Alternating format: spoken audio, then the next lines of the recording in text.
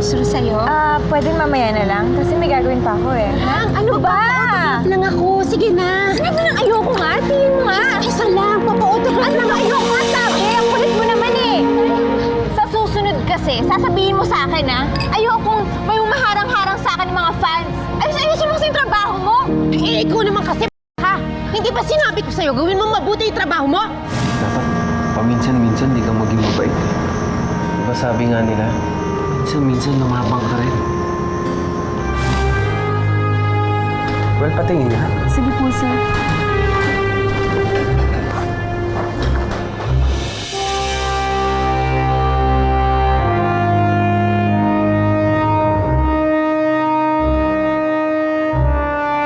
Pwede ko bang makausap si Doktora Natalia Herrera?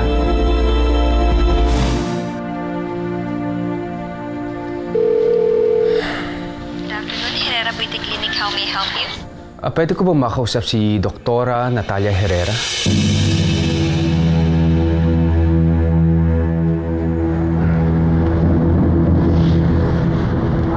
Natalia. Yes, Arnold? Kailangan kong serbisyo mo. Ano? I mean, kailangan kong magpa-diamond pill.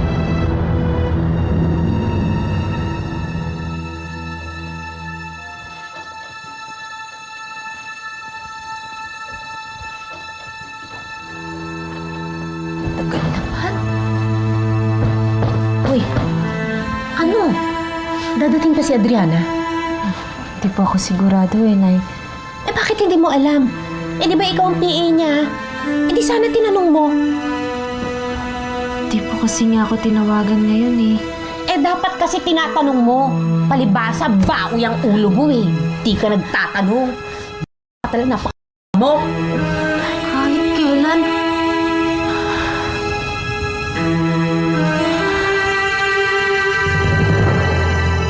Christy, paki-check kung available yung machine. Yes, Doktor.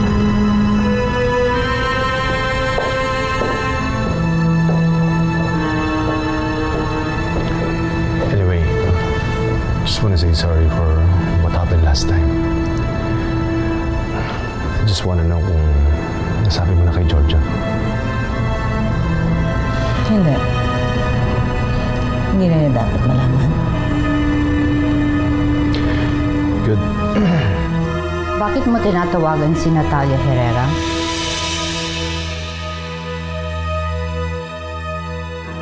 Natalia, bakit kasi hindi ko ba tanggapin yung kalok ko? Alam mo, wala namang mawawala dahil pareho naman tayo mag-enjoy.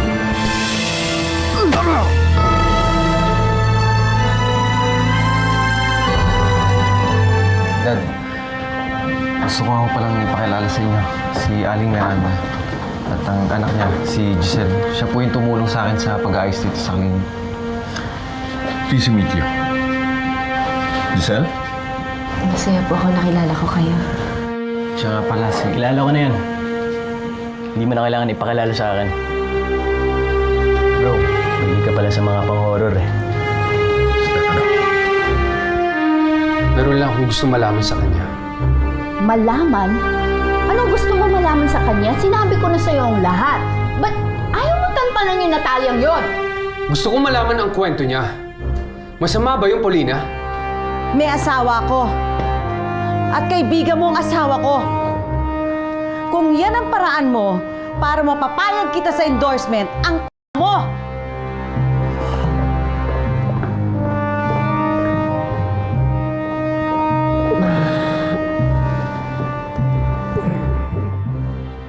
My God! Carl, naging pinito ang babaeng yan. Ano ka ba naman? She'll do anything para lang makuha ka niya. Sa ginawa mong yan, pinakita mo sa akin na wala kang tiwala sa akin. Ikaw lang nag-iisip niyan. Ang gusto ko lang yung maalala ko kung ano nakaraan ko. Then let me help you! Bakit kung kanino kang lalapit, sa akin ka lumapit? Hindi habang buhay, aasa ako sa'yo. Gusto ko rin tulungan ang sarili ko!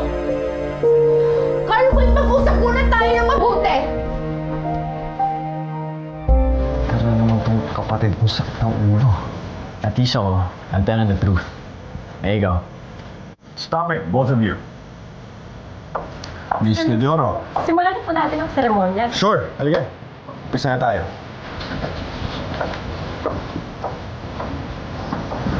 Giselle, pasensya ka na rin Wala yun. Sundan mo na sila. Mag-umpisa na yung ribbon cutting, oh. Sandali na.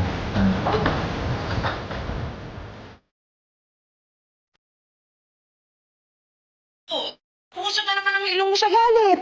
Ano ba kasi nangyari? Maubos ni Carl ang pasensya ko. Hindi niya tinipigilan si Natalia. Hindi ba nagawan mo na ng kwento yan? Bakit nag-uusisa pa ba si Carl? Hanggang ngayon? Hindi lang nag-uusisa.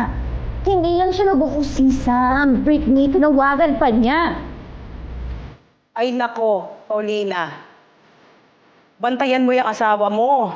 Dahil pag nagkataon, mawawala sa'yo si Carl. How's your day, Paulina? Ang mabuti pa, sabihin mo na kagad kay Giorgio. Pinalampas mo pa kasi yung uni. Tingnan mo tuloy yung nangyari ngayon. Christy, ayoko lang lumaki ang gulo. Natalia, kung hahayaan mo na naman yan, mas marami pang mabibiktima manyakits na yun. Eh baka mamaya, ganyan talaga strategy ni Doc Arman.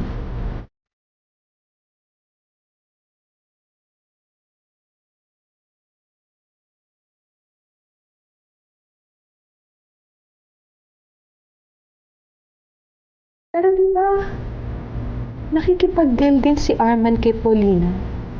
Oo. Bakit? Kung ganyan ang modus ni Arman, hindi ba binigyan din niya ng indecent proposal si Paulina? And knowing that woman, I wouldn't be surprised kung papatulan niya ang offer ni Arman.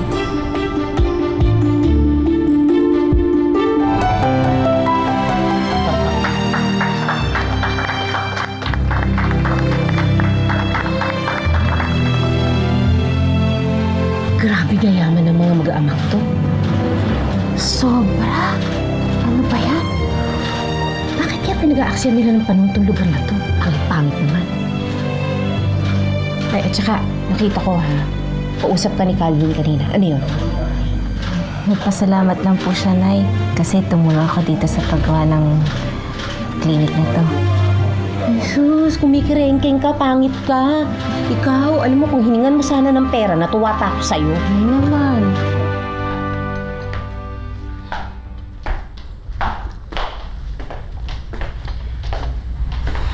Dad? Hindi ka nagalit? Dad, anong pinag-awayan niyo ni Mommy? Does it have something to do with the past?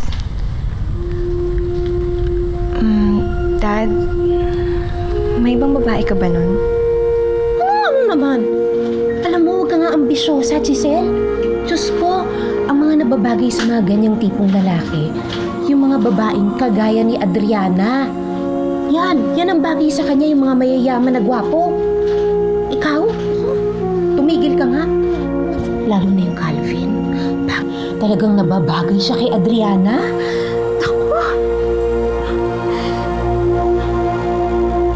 Tagal naman kasi dumating ni Adriana eh. Saan na ba yun? Adriana, pwede ba? Huwag mo na akong tanungin ng mga ganyan tanong.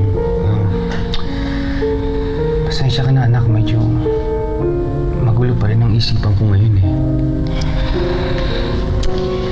Basta Dad ha, kapag bumalik na yung memories mo, kami pa rin ni Mommy yung love mo ha. Kami lang. Baka mamaya, may ibang asawa at anak ka na pala. Dad, hindi ako papayag nun ha. Ikaw talaga kung ano iniisip mo. Basta kami lang. I'm so proud of you, son. Talagang hindi ako nagkamaling ipagkatiwala sa iyong project na to. Salamat po sa tiwalang binigay niyo, Dad. Well, since ngayon tapos na ang project na to, pwede ka na magpahinga. Ha? At make sure na lagi may supplies ang clinic na to. Sige ho, Dad. Pangako, tututukan ko ang operation dito sa clinic. Very good. Salamat. Tapos na ba ang drama niyo? Ayaw niyo pa bang umuwi?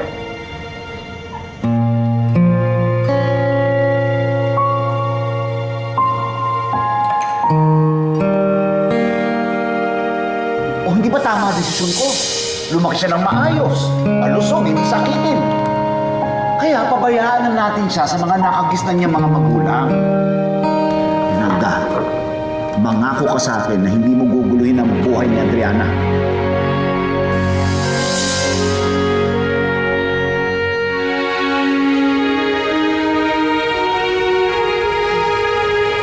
Nay?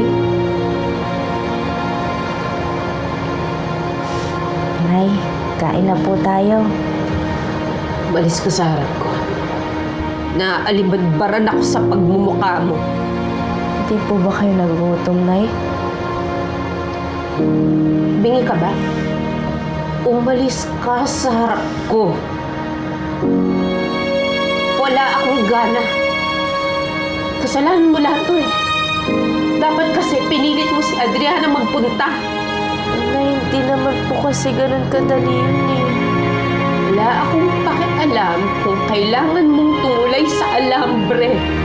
Wala akong pakialam sa'yo. Ang gusto ko lang makita si Adriana.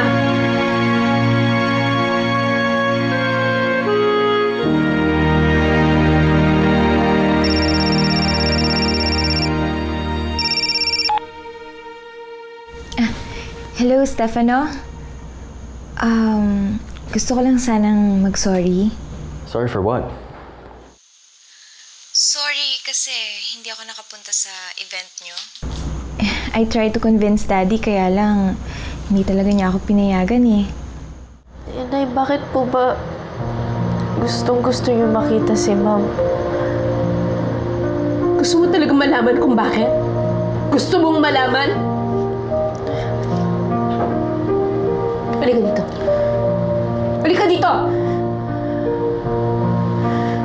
Upo! Upo ka dyan!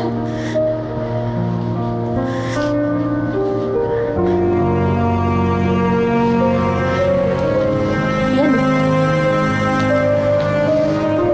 Yan.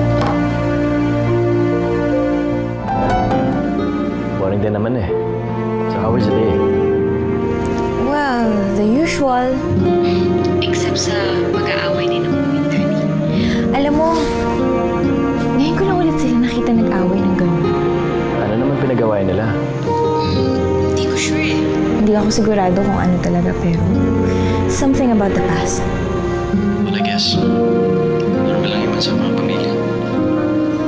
Kahit dito, hindi mawawala yan. Lagi kami nag-aaway dito. Talaga? Everything's gonna be alright. I promise. Adriana maganda. Sexy. Mayaman. Lahat ng nasa kanya wala sa'yo. Siya ang anak na gusto ko.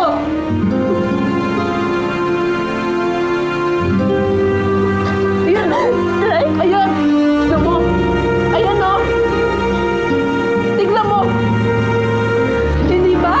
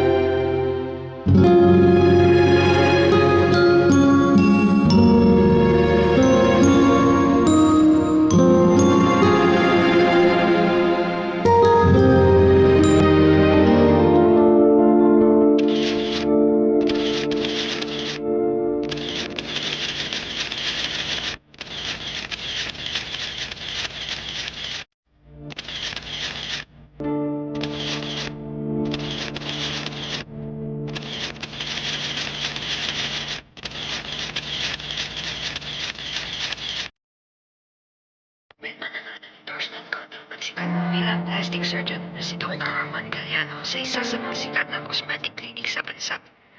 Ang Paulina Valdez Marciano Cosmetic Center. Nakatakda niyang endorso ang nasabing beauty clinic simula sa susunod na buwan. Anong nangyari dun sa offer mong deal? Ang akala ko everything's going smoothly sa endorsement project na to.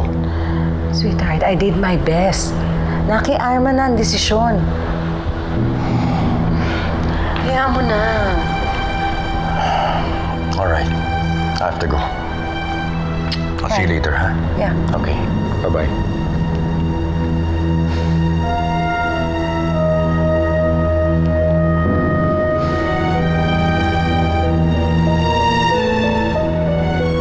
Hello, Christy. Kunin mo ang direct line ni Paulina. Para saan? Ko-congratulate ko siya for a job well done. Bye. Lola, mukhang kailangan nyo ng i-dialysis Ano yun? Lilinisin po ang inyong dugo. Kakailanganin po natin ng dialysis center. Masakit ba yun? Naku, baka mahal yun. Huwag po kayo mag-alala. Sasagutin po lahat ng gastos ni Sir Jojo at ni Sir Calvin. Giselle, maraming salamat sa tulong mo. Ano ka ba? Dapat nga kami magpasalamat eh. Kasi di kayo nagsasawang tulungan ng mga matatanda dito. Ikaw rin naman eh. Alam mo, mabuti pa. Pahinga ka na lang muna. At saka, meron akong dinalang pagkain para sa'yo. Salamat ah. Oh, eto na yung direct line ni Paulina. Ewan ko ba naman kasi sa'yo kung bakit mo hinayaan na maisahan ka ng babaeng yun. At hindi ko alam kung ilang beses nagpa-plastic surgery ang babaeng yun sa kakapalan ng mukha. Salamat sa inyo. Sige.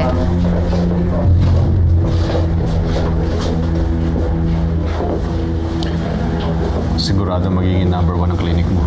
Tatalunin mo na ngayon si Natalia. Hindi ko dapat lang siya talunin, kundi dapat malampaso ko siya.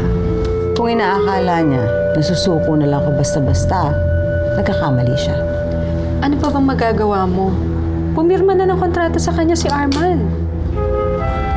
Ang mag-alala sa parte na yan dahil siguradong mangyayari yan. Let's drink to our success. Cheers.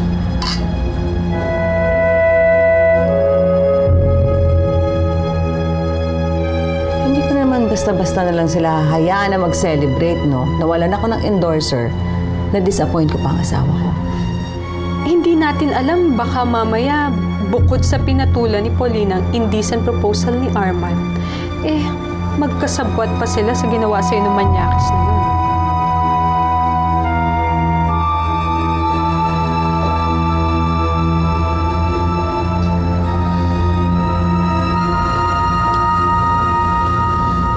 Lalo mo akong pinag-iinit, Paulina. Siguro naman, you have the courage to face me. Kaya makita tayo sa Elpino Gardens, 4 p.m. today. Natalia?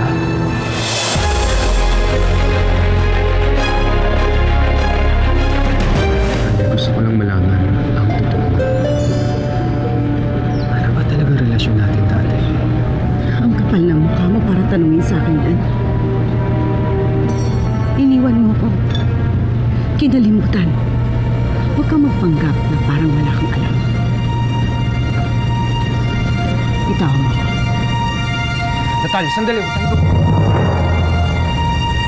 Anong ginagawa mo dito, Carl?